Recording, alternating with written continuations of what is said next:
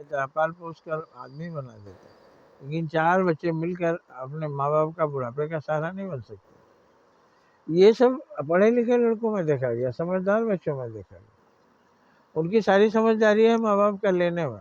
जब माँ-बाप को देना पड़े तो वो समझदारी खत्म हो जाती है, और जो बचा वो भी कफन की तरह बाँट लेंगे, कफन में भी बँटवारा कर लेंगे।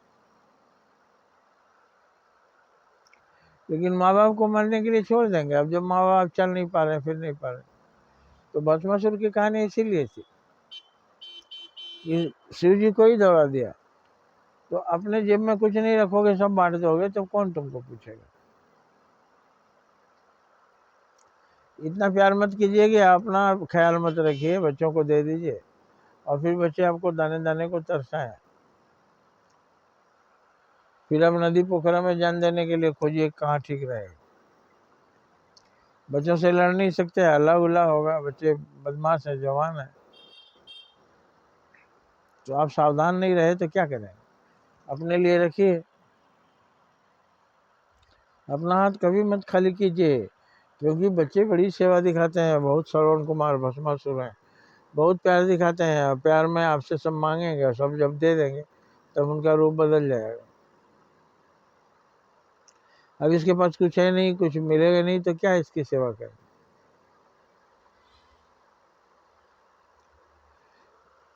एक गांव के आदमी ने अपनी सारी संपत्ति तीनों बेटों में बांट दी। उस समय बात हुआ जहाँ चाहिए वहाँ रहिए। फिर सब बोलते थे उसके पास जाइए, उसके पास जाइए, हम ही को खाली दिए हैं। यही बोलते हैं, हम ही को खाली दिए हैं। माँ बाप थाना पुलिस नहीं जाते इसलिए कि अब अपने बच्चों के खिलाफ कौन जाएगा? और ये बच्चे जानते हैं, इसलिए बच्चे अपना अत्याचार करते हैं। तो बूढ़ा वहीं किनारे बकरी वाले के घर में पड़ा हुआ था, वहीं पखाना करता था, थूकता था, कोई साफ सुफ नहीं करते थे। उसका एक दोस्त जो बम्बई चला गया था, संजोग से आया घूमने, पता लगाया दुलारे भाई कहाँ रहते हैं। पता लगा दुलारे भाई तो खटिया में पेशाब पखाना कर रहे हैं, और कोई उनकी ध्यान नहीं दे रहा है। वो एक एक पल मरने का इंतजार कर रहे हैं। न खाना है, न पीना है, न सफाई है, न पंखा है, कुछ भी नहीं। उसकी दशा देख करके बहुत रोना आया दोस्त को, और वो एक स्कीम बताया, कान में बताया, बोला इसको करो। बोला नहीं, अब क्या करेंगे? नहीं करो, नहीं सफल होगा तो हम तुमको अपने साथ ले चलेंगे, तुम मेरा दोस्त है, बुढ़ापा एक साथ हम लोग बैठ के खाएंगे। तो मन गया। बड़ा बेटा जा रहा था, बोला बेटा, सोचा बूढ़ा क्या बात है, बड़े प्यार से बुला रहा। बोला नहीं, बोलना ये था कि जो था बांट दिए, लेकिन तुम्हारी माँ एक घड़ा सर्फी रखी है, वो बोली थी कि दे देना जो ज्यादा करेगा, जो सेवा करेगा। तुम सोच रहे तुम्ही को दे दें, तुम पहले भूख प्यास का है। तो बोला हाँ बाबूजी, देखिए अब हमको कितना मानते थे, कंधे पर बैठा के खिलौना लेने जाते थे।